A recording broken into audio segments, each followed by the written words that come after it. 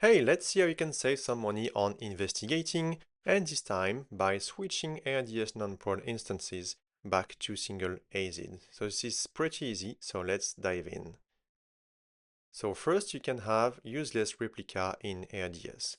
So moving a database from multi-AZ to single AZ can significantly lower costs, as multi-AZ instances typically cost approximately twice as much as single AZ instances for the same compute capacity.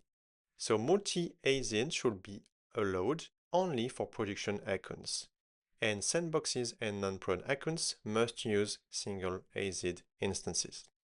And so that 50% savings is achieved because you remove the standby replica instance and associated inter-AZ data transfer costs.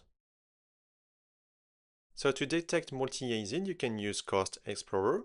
Simply go to AWS and then Billing Service and Cost Explorer section. And you can filter here by service equals to RDS or relational database service.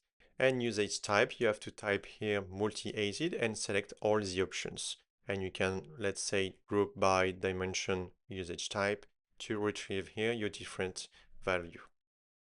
So to get all the cost optimizations for this query, you can run an antenna query on either the cur or the focus file, and you can filter by charge description. So it will be like multi-AZ in here, and also by account name. So let's say here you can filter by account names having non-prod or sandbox value in their name. So how you can fix it, it's pretty easy. You simply have to remove the RDS standby replica on non-prod accounts. So two different ways. You can first update your infrastructure as code. So modify the database instance configuration in your IRC template. So let's say Terraform or CloudFormation to use the single AZ instead of multi-AZ. And on the AWS console, you can also navigate to RDS service, select one database, and click on Modify to remove the standby instance.